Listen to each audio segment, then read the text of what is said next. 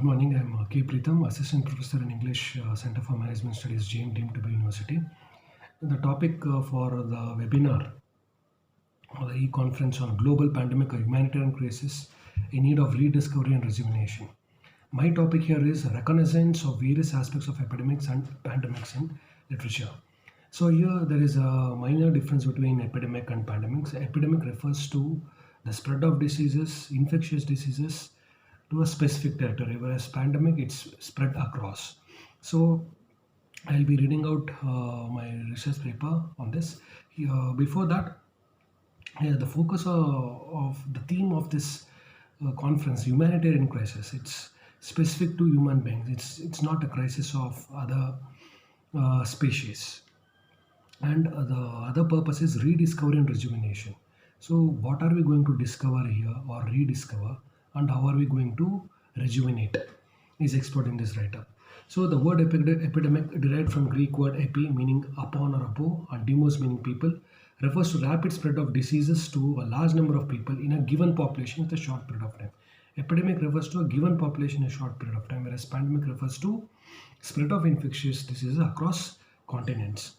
The epidemic need not be only one. So the major important factor is need not be only one related to biological aspects or any physical disease. It could also be related to psychological, ideological, political, sexual, and so on. Whereas pandemic, derived from Greek word pan, which means all, and demos means people, is epidemic of an infectious disease that has spread across a large region, for instance, multiple continents or worldwide, affecting a substantial number of people.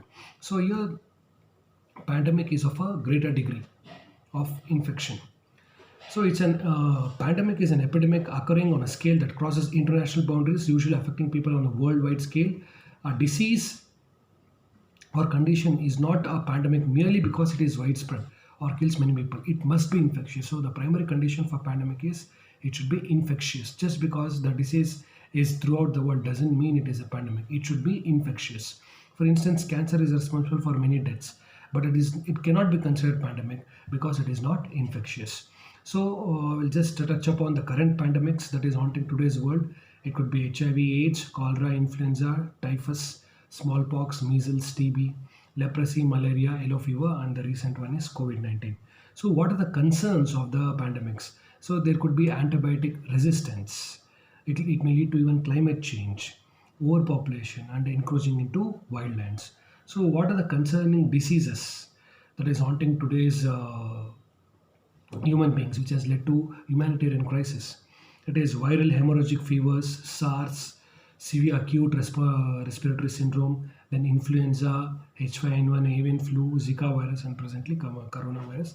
And why should we be bothered about this? Apart from creating a lot of imbalance in among human beings, it also leads to results in economic consequence. So the varied facets of epidemic and pandemic is explored in this write-up. Some of the sample research questions include: is epidemic or pandemic only biological?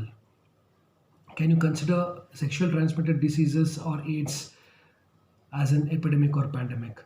How gambling can be considered as an epidemic or pandemic? I'm not just touching upon the biological aspects, I'm touching upon the other non-biological factors like social factors, psychological factors, sexual factors, political factors, and so on. So is obesity an epidemic or pandemic? SARS as an epidemic or pandemic? Polio as an epidemic or pandemic? Drug abuse as an epidemic or pandemic? Then nationalism, colonialism as an epidemic or pandemic. So here I have approached these questions through exploratory method of research to analyze the research questions. The findings reveal that there is no one facet of epidemic or pandemic. The research implies that there are different forms of epidemic and pandemic, and the solution is not similar for all. So for different problem, we have to approach it with different solution.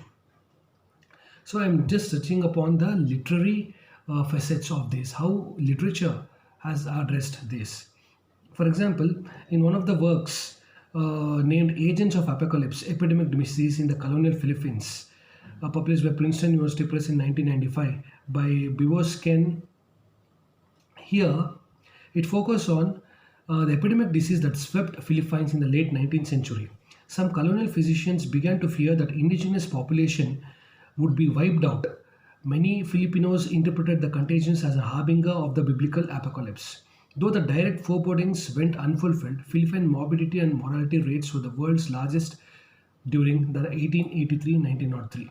In Agents of Apocalypse, Ken DeBois shows that those mourning years resulted from a conjunction of demographic, economic, technological, cultural, and political process that had been building for centuries. Okay, here the author DeBois uses the Philippine case study to explore the extent to which humans participate in creating the epidemics. So here this work focus on to what extent human beings are involved directly or indirectly in creation of epidemics. The next work is that of 1997, named as The Hidden Epidemic Confronting Sexual Transmitted Diseases. This work is edited by Thomas R. Young and William T. Butler, published by National Academy Press 1997. So here the focus is on the United States' dubious distinction of leading the industrialized world in overall rates of sexually transmitted diseases. With 12 million new cases annually, about 3 million teenagers contract a STD each year, and many will have long-term health problems as a result. Women and adolescents are particularly vulnerable to these diseases and their health consequences. In addition, STDs increase the risk of HIV transmission. The Hidden Epidemic examines the scope of sexually transmitted diseases in the United States and provides a critical assessment of the nation's response to the public health crisis. This book, especially The Hidden Epidemic, identifies the component of effective national STD prevention and control strategy and provides direction for an appropriate response to the epidemic. Recommendations for improving public awareness and education, reaching women and adolescents, integrating public health programs, training healthcare professionals, modifying messages from the mass media, and supporting future research are included in this write-up. The next work is related to 2012. It is named as Understanding a Growing Epidemic by Roman and Littlefield publisher. Authors are Derensky, Jeffrey, and team. So the focus here is on gambling. How gambling has become a kind of epidemic or pandemic. Never before in our history have we witnessed such an explosion of worldwide gambling opportunities. Our love affair with gambling points to its widespread appeal as a socially acceptable leisure activity. However, gambling, once thought to be strictly an adult activity, has become an increasingly popular pastime among adolescents. Yet data from around the world point to high levels of gambling problems among adolescents, with rates of adolescent gambling problems being between 2 to 4 times those of adults. So adolescents are more involved in gambling than adults. Based upon a growing body of evidence, this book, that is Gambling, Understanding a Growing Pandemic, uh, uses real-life examples. Derensky shows how adolescents gain access to gambling activities, what issues arise from those activities, and the tools we have for assessing problem that is haunting the youth. He provides clear and practical strategies for the prevention and treatment of youth with gambling problems and points the way to understand the extent and consequences of enabling youth gambling. Then the next work is literary work that I've taken is The Cuban Blindness, Diary of a Mysterious Epidemic Neuropathy by Elsevier Science and Technology 2015. Authors are Roman Gusto. Okay. So on May 4th, 1993, Cuba asked the international health community and the World Health Organization to find the cause of a mysterious epidemic of blindness that was spreading uncontrollably. Contradictory hypotheses confronted the team of scientists on this mission. Is the epidemic the result of a plot to topple Castro, as the Cubans believe, or exposure to radioactivity or an unidentified nerve toxin accidentally released by the Russian army withdrawing from Cuba? Cuban Blindness, Diary of a Mysterious Epidemic Neuropathy is a first-hand account of the epidemic of blindness and the hardships of life in Cuba at the time of the special period that followed the collapse of the Soviet Union and the tightening of the US embargo. This book, that is Cuban Blindness, combines neuroscience and scientific discovery with political intrigue, finally bringing the reader to the unexpected solution provided by World War II survivor of Changi prisoner of war camp in Singapore.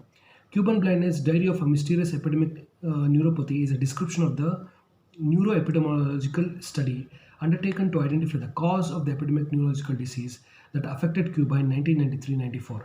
It summarizes clinical manifestations in prototypical case reports and analyzes possible neurological and neuroepidemiological causes from possible viruses to toxins.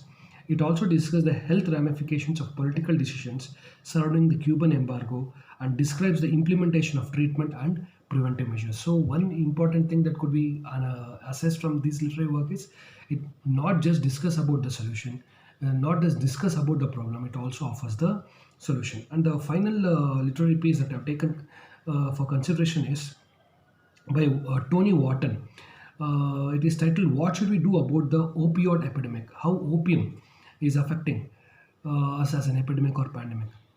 So, drug abuse, which is a problem in the United States, has focused for decades. Not just in the United States, most of the countries has taken sharply more lethal turn with the rise of opioids, both legal painkillers such as oxycodone and fentanyl, and illegal ones like heroin.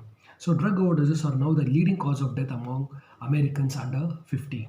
This issue advisory presents three options for deliberation. Each option offers advantages as well as drawbacks. If we increase enforcement, for example, this may result in putting many more people in prison. If we reduce the number of prescriptions written, we may increase suffering among people with painful illness. Each option is based on differing views about what we hold most valuable. Each represents a general direction and suggests a number of actions that can be carried out by different people or groups. So, what I deduced from this research analysis is we may have problems, but literature, in tune with the theme of this conference, how to rejuvenate and how to replenish. Okay, literature offers that rejuvenation. Literature offers that rediscovery by offering solution to the problems. Thank you.